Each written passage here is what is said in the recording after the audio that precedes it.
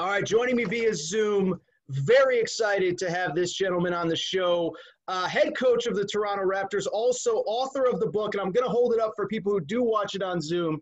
It's called Rapture, 15 teams, 4 continents, 1 NBA championship, and how to find a way to win damn near anywhere. I love it. Nick Nurse, how you doing, my man? I'm good, Aaron. Thanks for having me on, man. It's a long title, isn't it? It is. Well, that's why I had it in front of me. I didn't try to write it down or memorize it off the top. Speaking of which, can you name all 15 stops in your coaching career, basketball, all across the globe? I probably can. It's there's a lot of stops. When I finished playing at Northern Iowa, I stayed there as a student assistant coach. Yep. Then I went to Derby, England, where as a player coach. Came back to Grandview University. Went to the University of South Dakota as an assistant. I went to the Birmingham Bullets, Ostend, Belgium, Manchester Giants, London Towers, Brighton Bears. Had a little bit of a Enid, Oklahoma storm in Enid, Oklahoma, in between in the summer times in there. Came back to coach the Iowa Energy, Rio Grande Valley, assistant at the Raptors, head coach at the Raptors. Did I miss any? You nailed them all, man. That's like one of those Draymond, yeah, I can name all 43 guys drafted before me, and then you put him on the spot, and he could do it. I love it. It wasn't that easy, and it's getting harder as the years go on, trust me. But well, I'll tell you this. I think the Raptors are your last stop here for a while. It's incredible what you've done, but I do want to ask you about all the stops along the way because, I think it's so fascinating. We see you on TV as NBA fans, and everyone calls you, right, a quote-unquote first-year head coach last year, 2 seasons ago, second-year head coach this year. But one thing that I took out of this book, man, is like, there's a saying, it takes 10 years to make an overnight success. And it's like, your journey is really unlike probably, frankly, anybody's in the NBA. Not to say yours is better or worse, just certainly different. But I feel like it prepared you for that moment in time when you did get the Toronto Raptors coaching job. Yeah, we said 27-year overnight success. Sure. is what we did.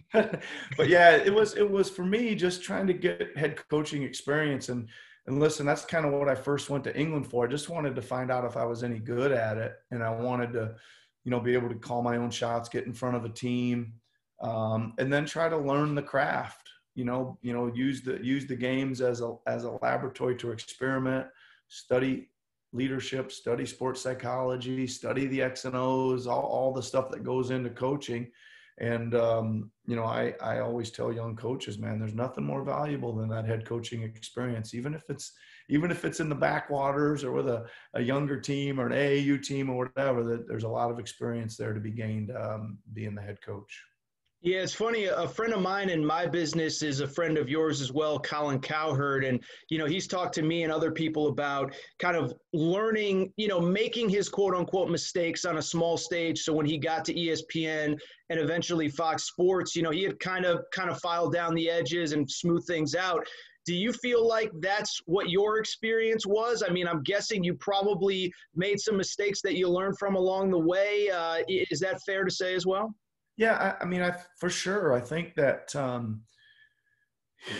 only were you trying all kinds of things and learning, and like I was even experimenting with totally different systems of play that I didn't really believe in. Like one year, I in England, I remember we full court press the whole year, and I was doing that sub in, sub out, I just wanted to learn it and see what I could gather from it, and I gathered a lot from it. But you didn't like it probably.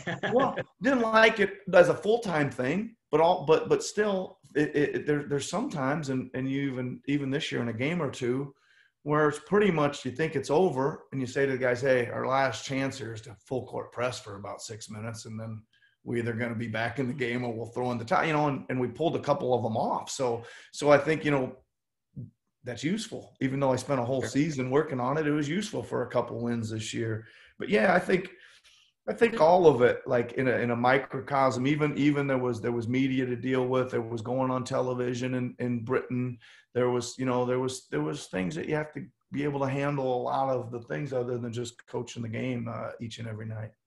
So you had one line that was a throwaway line that kind of fascinated me. I wish you went into more detail on. Your first job, you were a player coach in England, and you said you had to go out and drink beer with the fans after the games. Is that true? Well, in England, each of these sports centers, they weren't really arenas. They were kind of sports centers. Each one of them had a pub in it, typical Okay. of England and Britain. There's a pub on every corner, but these sports centers, people were playing badminton, they were outside playing tennis, they were whatever, doing all kinds of stuff, and they'd go have a drink, almost like a country club setting. But Okay. it was pretty much a requirement for both teams, coaches and players, to go up to the pub after the game. It was and the chance for the fans and sponsors and that to mingle with the players. Yeah. Yeah. What about when you were do I remember correctly, you were the owner of a team in England while you were also coaching? How did that come about?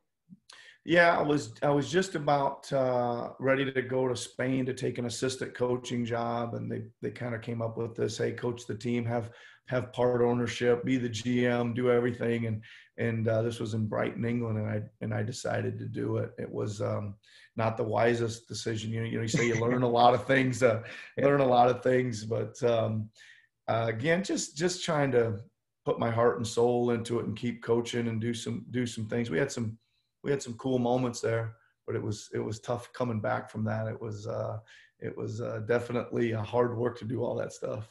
What was the biggest thing that you learned of being an owner in addition to head coach?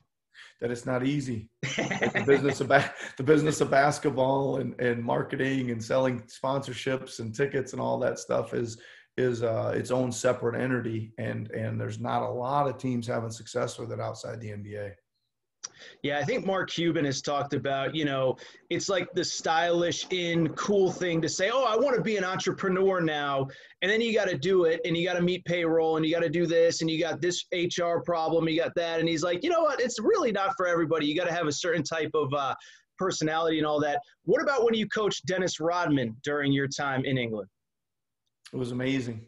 Yeah. It was amazing. He'd just come out of the Big Brother house, which is a television show, right? And there was like 40 million people a night watching this in England. So it was a really big deal. Just to give you an idea, I mean, normally we'd issue about 3 press credentials for a regular season game in England, and we had 178 the first night Rodman came from all over Europe.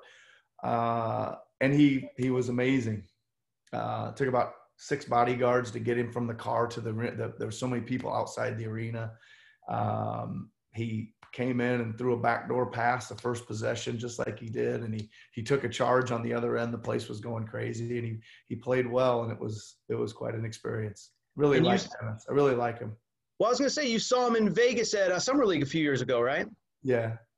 Last summer. Yeah. Did he have any memories of, he obviously remembered you. I mean, sure. Yeah. We stay in touch a little bit. We got a big hug. I got a picture. I had to get a picture with him, and well, certainly it was a long ways away from the last time I saw him in Brighton, England. It was just weeks after winning the NBA title, so it was kind of cool to see him and stay in touch with him. We communicate a couple times a year. Awesome. Another guy, frankly, from those Bulls teams, you opened the book, but you spent on the book again. It's called Rapture. It's available now. But you talk about the role that Phil Jackson played for you, just to be kind of a sounding board. You open the book with it. You get into it in greater detail later, but you get named the Raptors head coach. And you get a chance to go sit down with Phil Jackson. Talk a little bit about that. Yeah, Alex McKechnie, who's our head of sports science, worked for Phil, I think, for 5 years at the Lakers. And as soon as I got the job, he came into the office the day of and said, hey, you want to talk to Phil? You want to get together with Phil? And I said, sure, man. I'm like, I studied all the triangle and all the stuff for years when I was a young coach. I'd love to go talk to him. And we linked it up, went out to see him, ended up spending 3 days out in Montana. Beautiful, beautiful spot out there in Montana. And we talked a lot of basketball and leadership, and it was cool. It was kind of mind blowing for me, really would be somebody that I really admired and looked up to as a young coach growing up. I mean, everybody was enamored with the Bulls Sure. Back in the 90s when I was a young coach. I got out of college in 1990 and they were just starting all their runs and I was studying the coaching profession. So obviously I did a lot of studying the Chicago Bulls and Phil Jackson. Obviously, he's into the Zen and all the spiritual stuff. What outside of basketball, or maybe it was something basketball related, like what was either the one pinch me moment or the coolest part about spending a couple days? I think we'd all be fired up to spend a couple days in the woods with Phil Jackson. You know what I mean? Yeah, I would say the pinch me moment happened right away. We met at a coffee shop. We sat there for about an hour and a half and it was kind of closing up, the coffee shop. And he said, hey, jump in my truck. And I got out there and he drove down the road about a half a mile. It was cherry season there. He pulled over at this stand on the side of the road and got this huge bag of cherries and plopped it between us in the truck. And he rolled down both windows and we drove around for the next couple hours. He was giving me a history lesson of the area and we were eating cherries and spitting the seeds out the window. And I was kind of sitting there going, it's Phil Jackson I'm riding around with, and it was a little bit surreal there for sure. Any basketball? I mean, obviously you're talking basketball for 3 days straight. I mean, you're talking life too, but what kind of basketball stuff were you guys kind of talking about? Well, he's, as you mentioned already, he's got the big spiritual side to him. He did, talk a lot about the basketball gods and things like that, but he also, he kind of hit it head on with talking about how pushing the players and driving them and how you gotta, make the decisions that are best for the team always. That's what you've been hired to do. But he also said that you got to make sure you understand the compassion part of it, that you got to understand where they've come from and what they're going through sometimes. You can't always be pushing hard.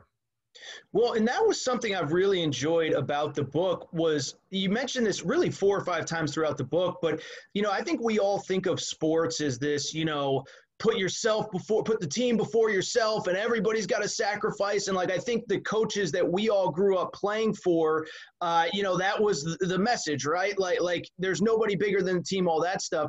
And you really mentioned one of your core philosophies is really that, yes, we all have team goals, but I, as the coach, also have to be understanding and open to the individual goals of the players. And frankly, maybe it's something that you talk about amongst your peers, but I've never really seen a coach be so vocal about understanding that it isn't just about the team, that it is about the individual. And again, I told you kind of before we start, I got a lot of buddies in coaching that I know are going to love listening to this. What exactly is that philosophy? Where does it come from? And how did you get to that point of that understanding? Well, I think a lot of my training put me into that. I went over to England in 95 I think I was about 26, 27 years old. And most of these guys were happy to be playing, but they weren't making a lot of money in England. And right away, we kind of would always be looking down to even Belgium or Spain or Greece. These guys could go make, some serious money in some of these countries. So kind of immediately I was like, listen, we got to help you guys make a better living. I got to do his best. We got to do all work together here so you guys can all increase your value in the marketplace. And then that kind of was what I did. I was trying to move those guys from England to Belgium and Belgium to Germany and Germany to Spain or whatever. And then I end up in the minor leagues. And nobody wants to be in the D League, right? The league that nobody wants to be in, right? And everybody's trying to move. And that was the same thing. I was just really trying to focus in on getting these guys moved on and up to the NBA, and we had tons of call-ups. So I just think my training and the places I was coaching kind of made that, put it in the forefront for me. And it doesn't change at this level. The guy wants the next contract or a bigger contract, or he wants to go from a rotational player to a starter or a starter to, all-star or whatever. You're constantly trying to figure out ways to increase these guys' value. And that's really where it comes from. Do you think that nowadays, maybe more than ever, and, we do the whole thing of, things are so different than they used to be. But, as somebody who, again, I told you before, I do a ton of college hoops and I know a lot of these guys, and they'll tell you, John Calipari will be straight up. If I don't do what's best for my players, if I try to do what's best for me, it's going to burn me in the long run, because if I try to keep a kid here another year, that kid's going to say, you're not looking out for me, and that's going to hurt me with the next kid. I mean, is that just where maybe coaching was always there and it just wasn't as out there. But I feel like this is almost a newish philosophy really over the last 8, 10, 12 years.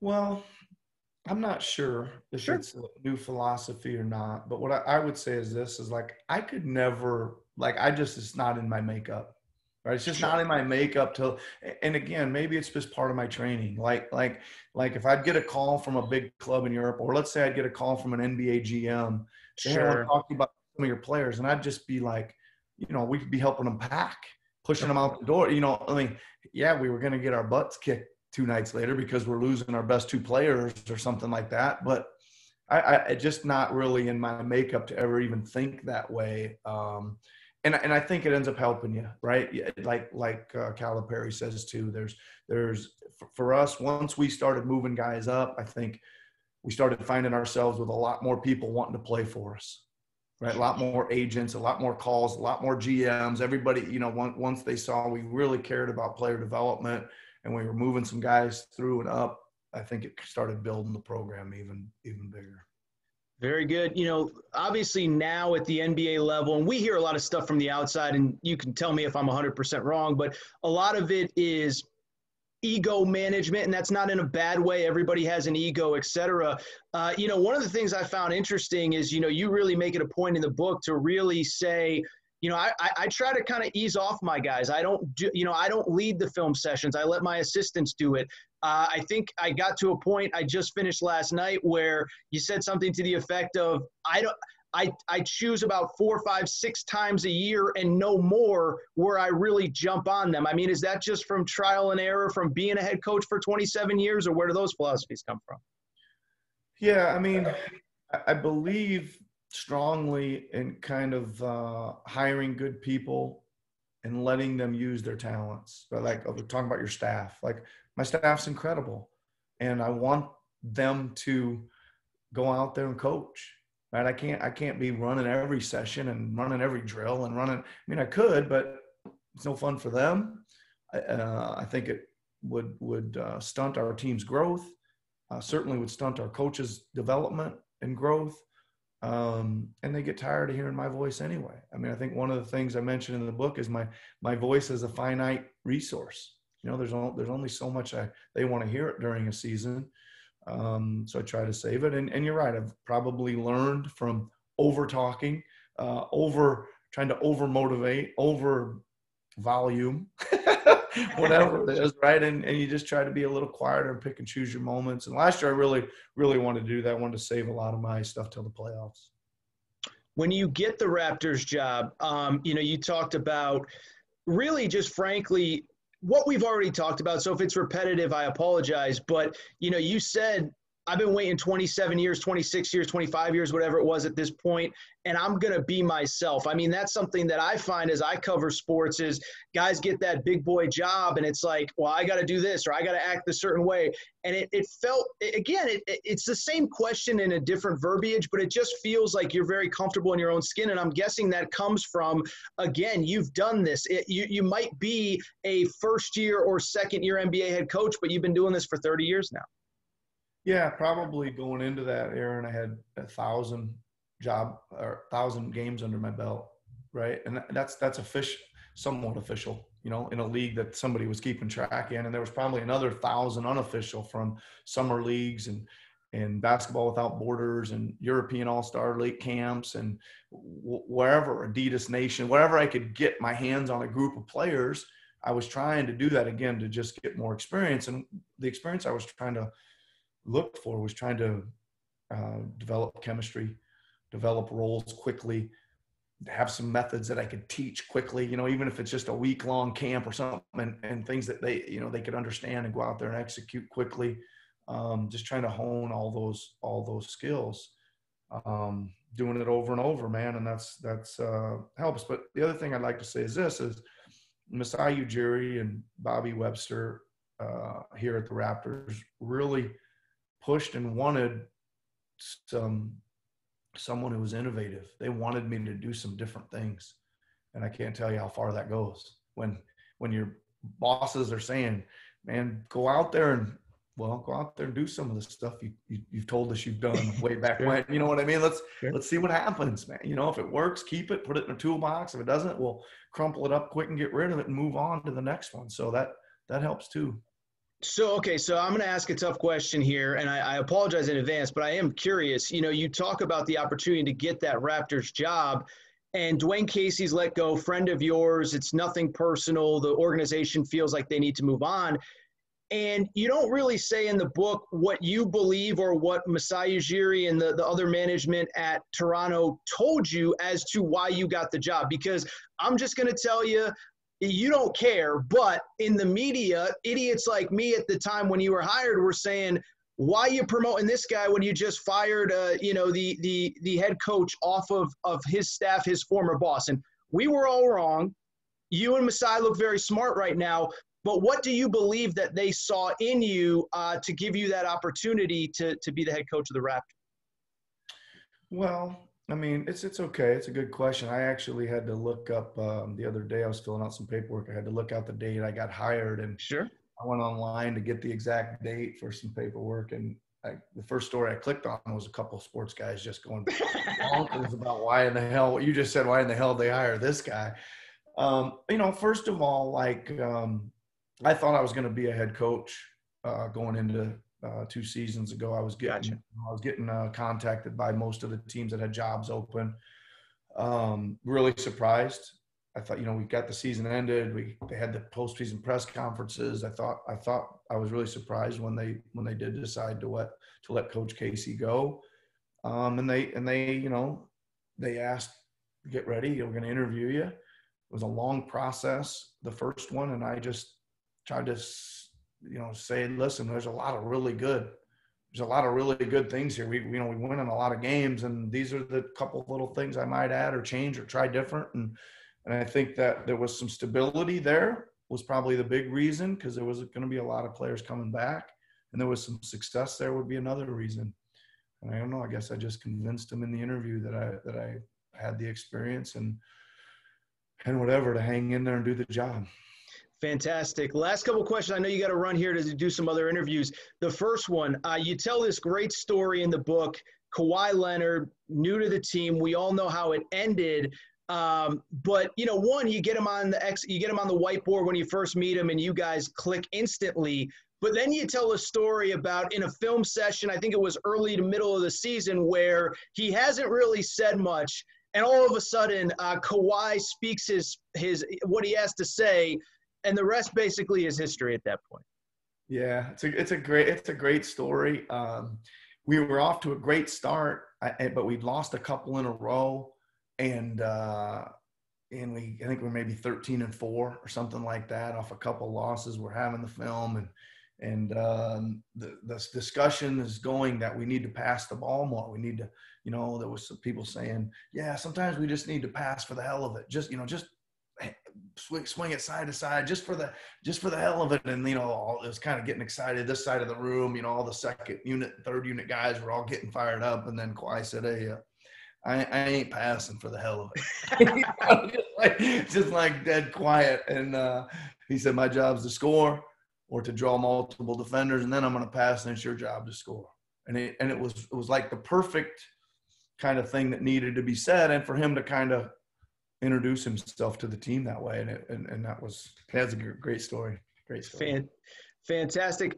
Real quick, when did you, maybe you felt from the day training camp opened, but when did you feel like this team is good enough to hold that Larry O'Brien trophy at the end of the year? Because it felt like as an outside observer watching from a distance, that it was just one of those deals where you kept building momentum, the Game 7 shot against Philly, fall down early to the Bucks, bounce back, on and on and on and on. Yeah, I mean, listen, you go into it. I think we went into training camp. You know, I was certainly telling them that, listen, I've been hired to win the title here. We're good enough. We got the players now. It's a long process. And what I wanted to tell them early on was we need to kind of take this process and play our best basketball in April, May, and June. Right? This is a long-term thing. It's a long season. But I would say this, we went down 0-1 to Orlando. And in game 2, we came out and beat them by about 35 or 38 or something, and put a defensive performance for 48 minutes on that I had never seen before.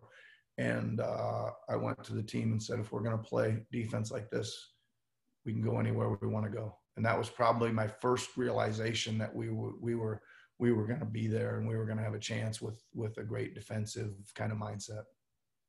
Last question, I'll let you go. You got other calls here. The book is called Rapture, and it really is not just about these last couple seasons in Toronto, but your entire career. What do you hope readers, listeners to this show, whatever, what do you hope they get out of the experience of reading your book? And I'm just going to tell you really quick, Coach, I've read a lot of BS coaches books where they don't really spend 200 pages not really saying anything. Clearly, I think anybody listening knows I learned a lot about you, a lot about philosophy, a lot about your background. I enjoyed the hell out of it, and I'm not just saying it because you took time to speak with me, but what do you hope that people get out of it when they pick up the book Rapture?